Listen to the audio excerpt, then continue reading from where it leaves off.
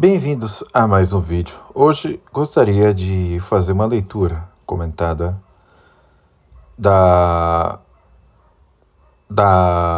do esquema preparatório para o Vaticano II, que, bem, foi organizado pelo o então cardeal Ottaviani e, apesar dos pesares, é um escrito bem ortodoxo e tradicional.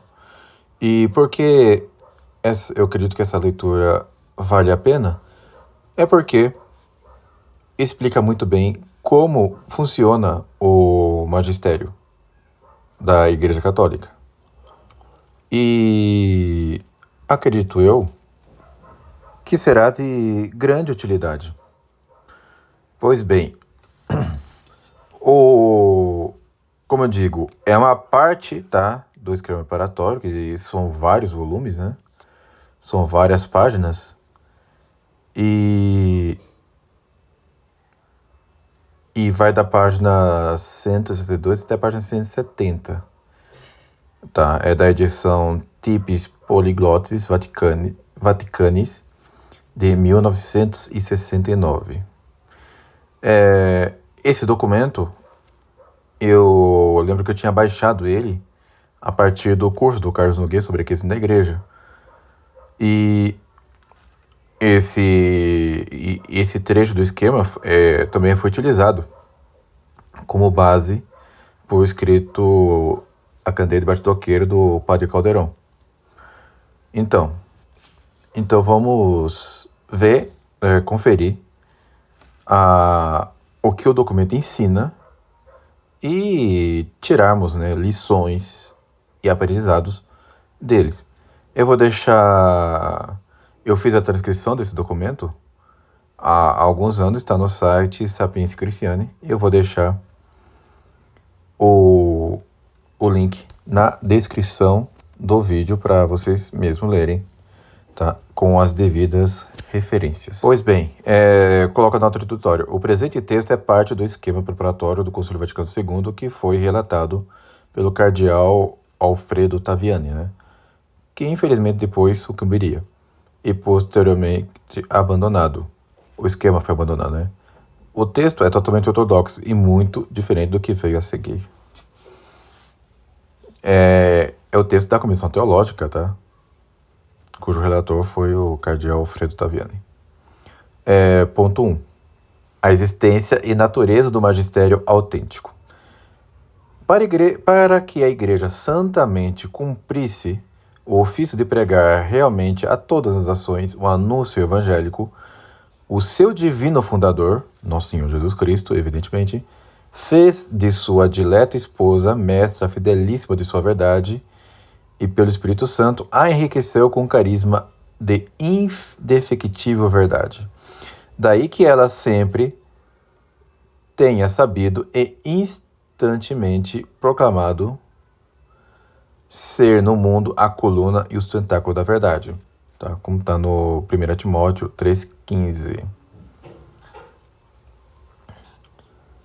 Como princípio próximo e órgão perpétuo desta indefectível verdade, o Senhor constituiu o magistério autêntico da Igreja, o qual foi encarregado de manter íntegro o depósito da fé, realmente expô-lo e sempre guardá-lo imune de todo erro. Aos apóstolos, com efeito, e a seus sucessores, prometeu o dom peculiar do Espírito Santo, que os faria testemunhas da verdade evangélica até os confins da terra, como está em Atos 1:8. Transmitiu-lhes o poder de ensinar com autoridade, ao dizer: ide, pois, e ensinai a todas as nações, ensinando-as a guardar tudo o que vos mandei. Mateus 28:18 e seguintes. E garantiu-lhes, por fim, o Espírito da verdade. João 14:16 e seguintes. E João 16:12 e seguintes. E sua própria presença, que há de durar até o fim do século. Como está em Mateus 28:20, em virtude da qual, ao ensinarem a grei, estariam premunidos contra todo erro. Tá? Isso é como ensina, como está na nota de rodapé, ensina a encíclica Satis Cogito. Esses são os principais textos da Sagrada Escritura em que, nos documentos anteriormente citados, sobretudo na encíclica Satis Cogito, se fundamenta a autoridade do magistério autêntico e infalível da Igreja. Continuando, existe, pois, na Igreja um magistério vivo e perene, ao qual foi integre o munus de ensinar com autoridade em nome de Cristo em matéria de fé e moral.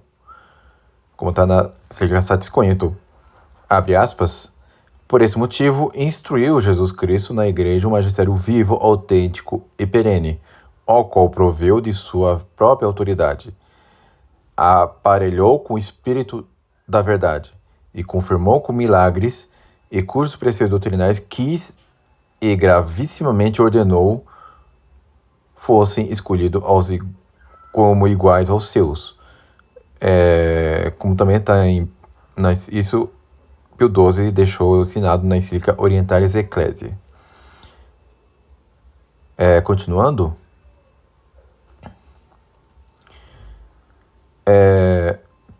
quem ouve este magistério, ouve não a homens, mas a Cristo docente. Tá? Então, não quem ouve o magistério, tá? O que a gente ouve do magistério, a gente não ouve de homens, mas do próprio Cristo. Conforme as palavras dele ao dizer, quem vos ouve, a mim ouve. Quem vos rejeita, a mim rejeita. Lucas 10:16. E a ele aderindo, o povo fiel é conservado na verdade evangélica. O próprio Cristo Senhor, com efeito, que está sempre nos céus, qual cabeça de seu corpo místico, ilumina a igreja inteira, enviando a todos os seus membros, aos pastores, para que ensinem aos fiéis, para que acolham e convenientemente entendam a palavra de Deus. O Espírito da verdade que prometera, a fim de afastar todos do erro e conduzi-lo ao conhecimento da profissão da verdade divina. Como é ensinado, né, na Mystic Corpore Christi, na nota de rodapé diz, onde se trata do influxo iluminativo de Cristo, cabeça sobre a igreja toda e de seus diversos modos. Continuando o texto, a prerrogativa da infalibilidade de que o magistério da igreja, ao ensinar, está provido, se distingue do carisma de inspiração. Nem se ordena que a igreja seja, de algum modo, enriquecida com novas revelações, mas aqui do depósito da fé, transmitido pelos apóstolos, quer por escrito, quer de viva voz, seja na igreja integralmente custodiado, pregado, transmitido e mais explicado com o passar do tempo, sempre do mesmo sentido e na mesma sentença. Esse daí é importante, você viu? Não apenas por escrito, mas também de viva voz. Ponto 2. Do sujeito do magistério autêntico. Possui na igreja, por instituição divina, o carisma certo da verdade e o munus de magistério autêntico romano pontífice, sucessor do bem-aventurado Pedro e vigário de Cristo, e todos os demais bispos que sucedem os apóstolos. Como está na locução Si diliges paste, tá? 31 de maio de 1954. O Papa. O Romano Pontífice é para toda a Igreja mestre supremo da verdade divina. Ele compete como principal ofício o direito de custodiar integralmente e propor infalivelmente a doutrina da salvação para todos os fiéis cristãos. Quando o faz, isto é, quando com sua suprema autoridade apostólica fala ex cátedra, a sua sentença é, por si mesma, não em virtude do consentimento dos fiéis ou dos outros bispos, infalível e, portanto, irreformável, e por obra da divina providência, exprime a fé, ao menos implícita, da Igreja ou a defende e promove o bem dela. Nota de rodapé.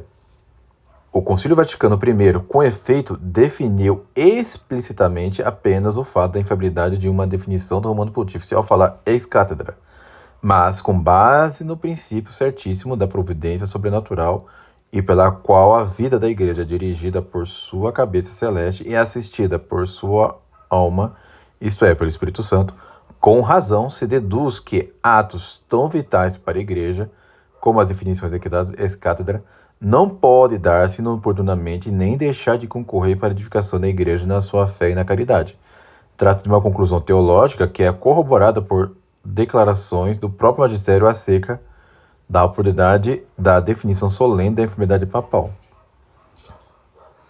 Continuando, neste caso, com efeito, o Romano Pontífice ensina com autoridade própria, dada a ele enquanto sucessor de Pedro, direta e imediatamente por Cristo, e por isso propõe sua sentença não como privada, mas na qualidade de pastor e doutor da Igreja Universal e príncipe dos bispos. Expõe a verdade divina, a qual, escrita ou transmitida, pela sucessão legítima dos bispos e, sobretudo, pelo esforço da própria Sé Apostólica, é integralmente transmitida e, sob a luz do Espírito da Verdade, fielmente conservada na Igreja, para conhecer a qual são proporcionados meios aptos ao Romano Pontífice pela divina providência. E, nota de rodapé, o reverendíssimo Gasser, Monsenhor Joseph Gasser, relator final da deputação de Fide, no capítulo 4 da Constituição Pastor Eternos, Imance 5.2.1.2.1.4, abre aspas. Não excluímos a cooperação da Igreja porque a enfermidade do Pontífice Romano lhe pertence não por meio de inspiração ou revelação, mas por modo de assistência divina. Daí que o Papa, em razão do seu ofício e da gravidade do ato, esteja obrigado a serviço dos meios aptos para indagar devidamente a verdade e convenientemente enunciá-la. Tais são os concílios ou também os conselhos de bispos, cardeais, teólogos, etc. Esses meios, em função da diversidade dos tempos, são de fato diversos, e piamente devemos crer que, na divina assistência feita a Pedro e seus sucessores por Cristo Senhor, está também incluída, ao mesmo tempo, a promessa dos meios que lhes são necessários e aptos para afirmar um juízo infalível do pontífice. Continuando, por isso, quando define uma doutrina de fé ou moral ao ser sustentado por toda a Igreja, é certo por isso mesmo que tal doutrina está contida no depósito revelado ou com ele necessariamente conectada. Ao magistério autêntico do Romano Pontífice, ainda que não fale ex-cátedra, veja bem, ainda que não fale ex-cátedra, deve prestar-se um religioso obséquio do intelecto e da vontade, conforme a mente e a vontade manifesta dele, a qual se dá a conhecer, sobretudo, quer pela índole dos documentos, quer pela frequente proposição da mesma doutrina, quer pelo modo de dizer. E colocando aqui, a nota de rodapé, no Concílio Vaticano I, Constituição Dei Filius, Monitor, após os cânones, está no Denzinger 1820 e no Código Canônico, no Cânon 1, 2, 3, 4. E também ensina Leão XIII na encíclica Sapientiae Christianae e Pio XI na Casti Connubii, abre aspas, e para que não se privem desse auxílio que Deus, com tão liberal benignidade, lhe concedeu, necessariamente devem prestar essa obediência não só às definições mais solenes da Igreja, mas também, guardada a devida proporção, servato modo, às demais constituições e decretos, pelos quais algumas opiniões são proscritas e condenadas como perigosas e errôneas. Fecha aspas. E continuando, ora, a mente e a vontade dos romanos pontífices se manifestam especialmente pelos atos doutrinários dirigidos a toda a Igreja, como é o caso de certas constituições apostólicas, cartas encíclicas ou alocuções mais solenes. Estas, com efeito, são o principal documento do magistério ordinário da Igreja. Serve, antes de tudo, para declarar ou lhe dar forma, e as coisas que ali se ensinam e inculcam muitas vezes já pertencem, de outra fonte, à doutrina católica. E seus sumos pontífices, nestes seus atos, pronunciam oportunamente uma sentença sobre matéria, até então controversa. A todos deve ficar claro que tal matéria, segundamente a vontade do mesmo pontífice, já não pode ser tratada como questão de livre disputa entre os teólogos. Isso Pio XII ensinou na encíclica Humani Generis, 12 de agosto de 1950. Agora, o outro sujeito do magistério autêntico são os bispos, né? Os bispos. Desempenham o munus de magistério autêntico também os demais bispos em comunhão com o Romano Pontífice. De fato, os bispos, sucessores dos apóstolos, por instituição divina, competem o ofício e o direito de pregar ao povo que lhes foi confiado o Evangelho e propor, com a autoridade e os preceitos dele, vigiar para que o depósito da fé transmitido pelos apóstolos seja fielmente guardado por seus súditos e tirado do tesouro inexaurível da revelação, coisas novas e velhas. Mateus 13:52. Acomodadas ao bem das almas. Portanto, todos os bispos, por força da missão apostólica, enquanto ensino dispersos pelo mundo, cada um à sua igreja, ou reunidos em concílios particulares, embora não tenha a prerrogativa da infalibilidade, são, todavia, para seus súditos, verdadeiros autores e métodos autênticos da doutrina católica. E para toda igreja, toda testemunhas, por ofício da verdade evangélica. Quando, porém, se reúne em concílio ecumênico, então com o Romano Pontífice e sob a autoridade dele, tornam-se para a igreja toda doutores e juízes de fé e moral, e juntamente com ele exerce o poder supremo de ensinar. E as definições de um tal sínodo gozam da mesma infalibilidade que as definições ex-cátedra do Romano Pontífice. O cargo dos legítimos pastores da Igreja e dos doutores goza da prerrogativa da infalibilidade não apenas quando, com solene juízo, exercem colegialmente em um concílio ecumênico o poder de ensinar, mas também quando cada um, ensinando autenticamente em sua própria diocese, junto com o Romano Pontífice, como testemunhas da fé na transmissão da doutrina revelada, convém em uma mesma sentença. Tudo aquilo, pois, que, em matéria de fé e moral, é em todos os lugares sustentado e ensinado com o magistério ordinário pelos bispos, junto com o sumo pontífice, mesmo sem definição solene, deve ser tido como irregavelmente verdadeiro, no sentido mesmo em que é ensinado, se for com propósito como divinamente revelado, há de ser crido com fé divina e católica. Isso está na Constituição Dei Filhos.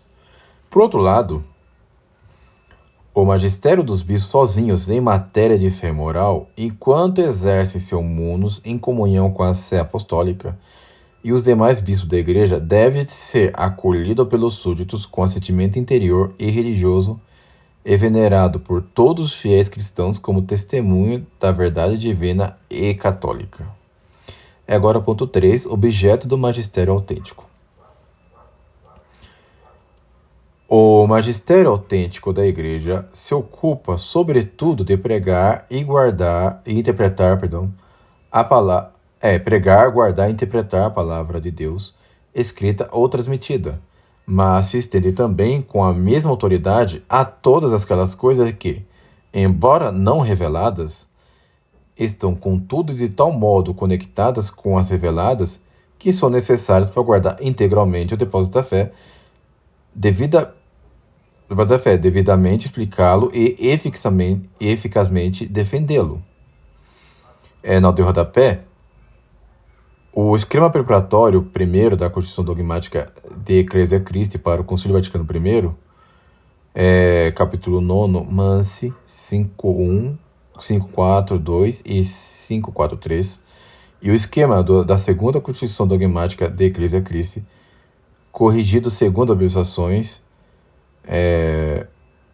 dos reverendos padres, no capítulo 7, Mansi 5.3.3.1.3, a fórmula como se indica o objeto secundário do magistério autêntico foi tirada de um texto em que o reverendíssimo Gasser explica o objeto secundário do magistério do Sumo Pontífice, né? Mansi 5.2.1.2.2.6. Continuando. Ora, porque esse mesmo magistério é o ministério de salvação pelo qual se ensina aos homens a via que deve seguir para que possam alcançar a vida eterna. Por isso lhe compete o munus e o direito de interpretar infalivelmente, declarar não só a lei revelada, mas também a natural, que foi assumida na revelada, e de julgar da conformidade objetiva de todas as ações humanas com a doutrina evangélica e a lei divina. Não há, por conseguinte, nenhum âmbito das ações humanas que, sob o aspecto ético e religioso, possa subtrair-se à autoridade do magistério instituído por Cristo. E tem uma nota de rodapé extensa que diz assim: em documentos mais recentes do magistério, fala-se especialmente de sua autoridade para explicar e aplicar a lei natural, a qual aqui é mencionada porque, nas circunstâncias atuais, dá ensejo a maior dificuldade e tem máxima dificuldade. Isso está em Leão III, Sapientia Christiane, Pio XI, né, 40º ano, e Pio XII, comunicado radiofônico no 50º aniversário da encíclica Rerum Novarum, a locução Magnificate Dominum Mecum.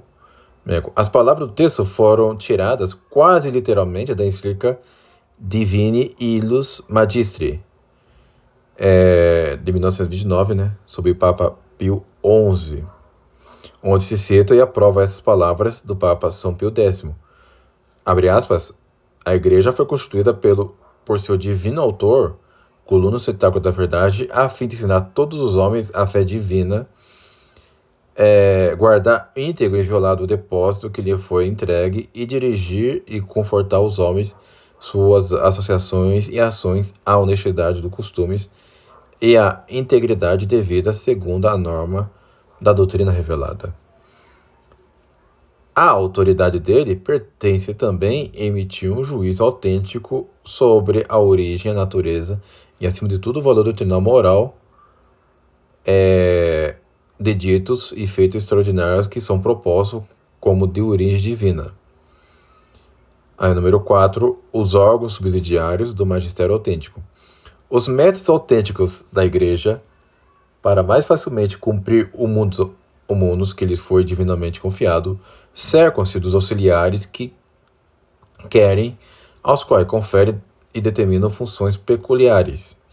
O Romano Pontífice, com efeito, não exerce por si só o seu magistério, senão que pode delegá-lo parte também às congregações e a outros conselhos de peritos, para isso são instruídos por ele, a fim de que, não sem o auxílio do Espírito Santo, defendam na igreja a doutrina da salvação e cuidem para que ela seja mantida inviolada por todos. Por isso, as decisões e declarações também desses órgãos, embora não estejam munidas de sentença infalível e irreformável, deve-se não somente um obséquio externo, mas também uma adesão religiosa e de si interior da mente. Isso é muito importante. Tem gente que acha que só porque é uma simples congregação não somos obrigados a obedecer. Não é bem assim que as coisas funcionam. 5. O papel e autoridade dos teólogos. Na Igreja também compete aos teólogos a sua autoridade doutrinal.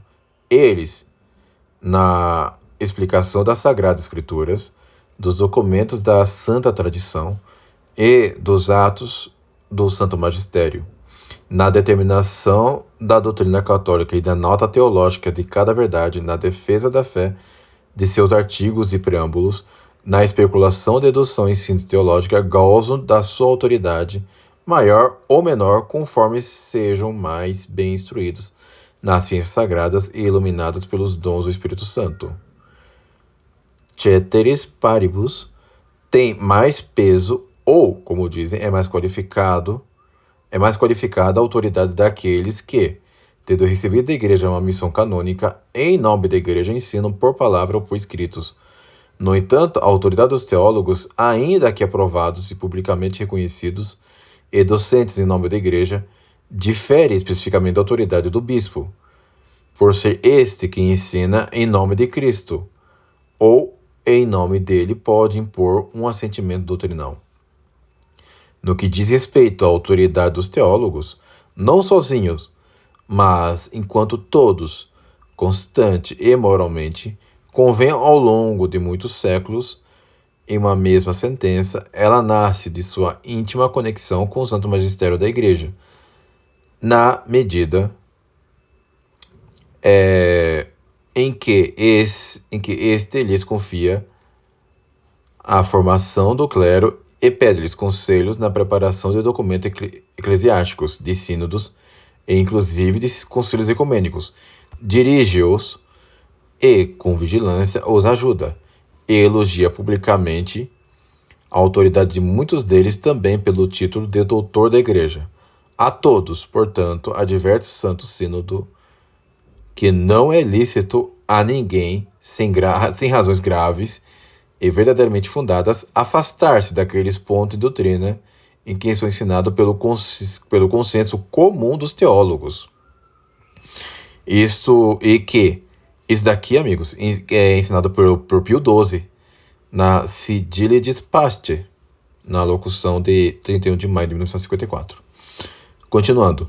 E que aquelas doutrinas que são tidas e ensinadas pelo consenso unânime e constante dos teólogos como verdades e conclusões teológicas, de tal modo certas, que as opiniões a elas contrárias, embora não possam ser chamadas heréticas, merece, todavia, outra censura teológica. Ninguém se pode afastar sem temeridade e perigo da própria fé. Isso está na carta Tuas Liebenter, de Pio IX.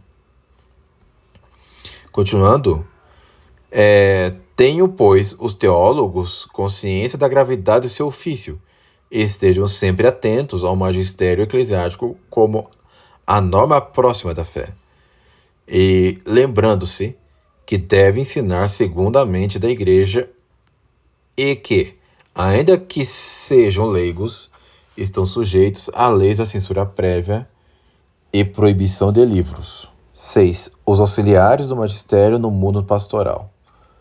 Plenamente cientes da imensa importância do ofício de transmitir a palavra da salvação a todos os homens e de formar Cristo e sua doutrina na alma dos batizados, o Romano Pontífice e os bispos, assim como o Cristo Senhor e os apóstolos já fizeram, chamam para junto de si homens que os auxiliem, principalmente os enobrecidos com o sacerdócio.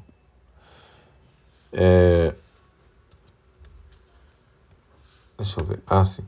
A esses sacerdotes, quando recebe do Romano Pontífice ou do legítimo bispo o mundo de ensinar a palavra de Deus, os fiéis estão obrigados a prestar dóceis ouvidos. Se, porém, esse mundo lhe foi confiado juntamente com o cuidado das almas, saibam os fiéis que a esses sacerdotes, particularmente confiado pela Madre Igreja, o ofício de instruir e confirmar o povo fiel na doutrina católica. Deseja, pois, o Santo Sínodo que os preceptores do mesmo povo fiel exponham, não a sua, mas a doutrina da Igreja, certa e necessária à salvação, conforme as determinações do magistério autêntico, evitando disputas vãs e ímpias e as contradições de uma ciência de falso nome. É o que acontece muito ultimamente, diga-se de passagem. Também há outros fiéis, o magistério da igreja chama em seu auxílio, sejam eles clérigos ou religiosos, ou até mesmo leigos, para instruir os filhos da igreja, segundo a fé e cultura cristãs. Cabe, porém, uma missão que deve e dever peculiar aos pais cristãos, aos quais foi confiado o suavíssimo munus de gravar na alma dos filhos os rudimentos da fé, como cooperadores do próprio Cristo e da Madre Igreja.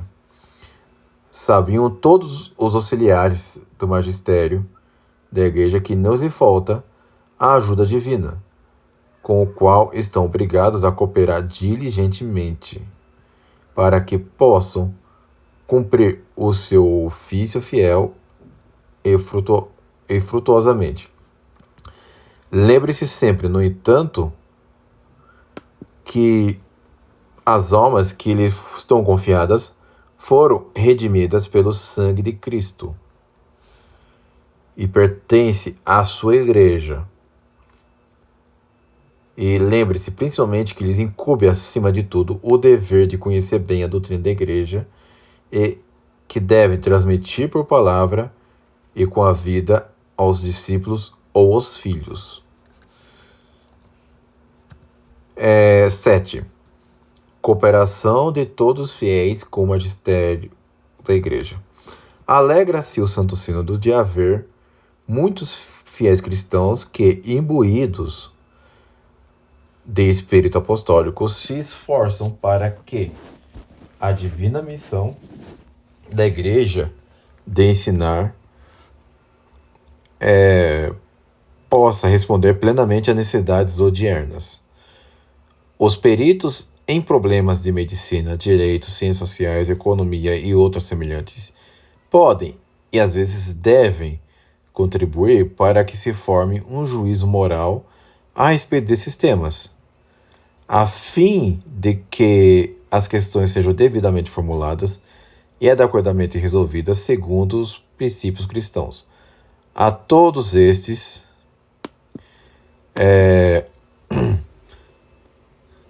recomenda o Santo Sínodo que cada um à sua cultura intelectual se dediquem seriamente a formar, a conhecer com mais profundidade a verdade revelada e a doutrina católica, tanto para a própria edificação, quanto para elucidar as questões do seu tempo. De bom grado, lhes reconhece o direito de, sob a guia do magistério e guardadas as suas prescrições, propor a todos, como irmãos a irmãos, os frutos de seus estudos, inclusive por escritos. Mas, para que erros não surjam perigosamente, mas para que os erros não surjam e perigosamente se propaguem, o Santo Sínodo quer que todos os filhos da Igreja se lembrem que é próprio do homem cristão não se achar facilmente mestre em assuntos teológicos. Sobre esses não se deve julgar com base em opiniões e ciências profanas. A prudência cristã e o bom método exigem que, antes de proporem algo de novo, se ocupe da doutrina daqueles que, com louvor da igreja, investigaram a verdade. Por último, é dever de todos os fiéis, tanto dos clérigos quanto dos leigos, obedecer fielmente a todas as decisões do magistério autêntico.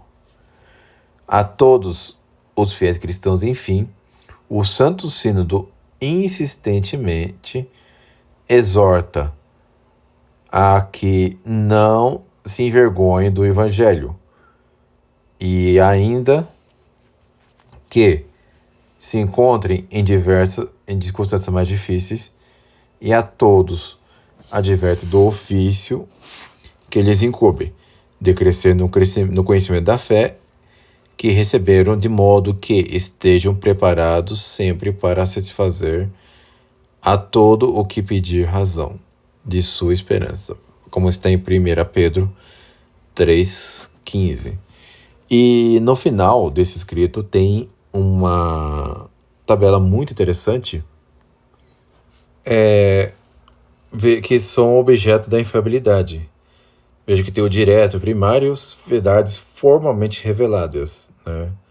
Credibilia per se, que pode ser formal explícitas ou formal e implícitas em termos equivalentes.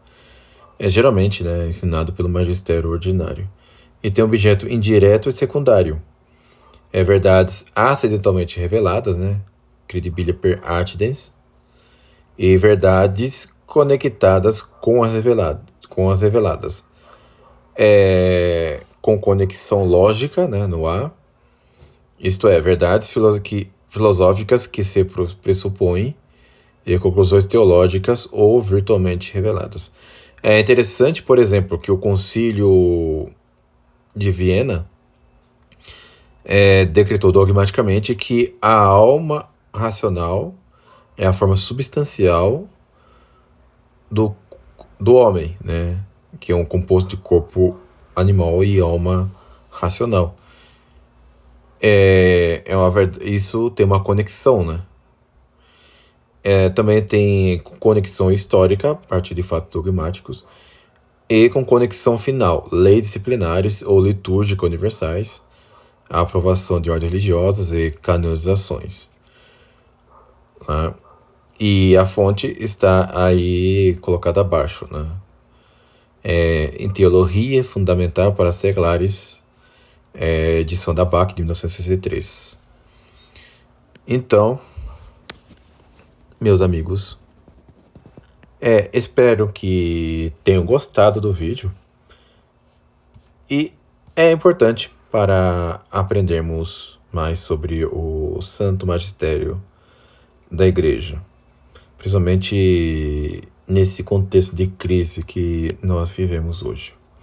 Assunto que eu trato muito pouco aqui, como eu disse, né, em um vídeo mais antigo do canal. Não é do meu feitio, né, falar sobre isso.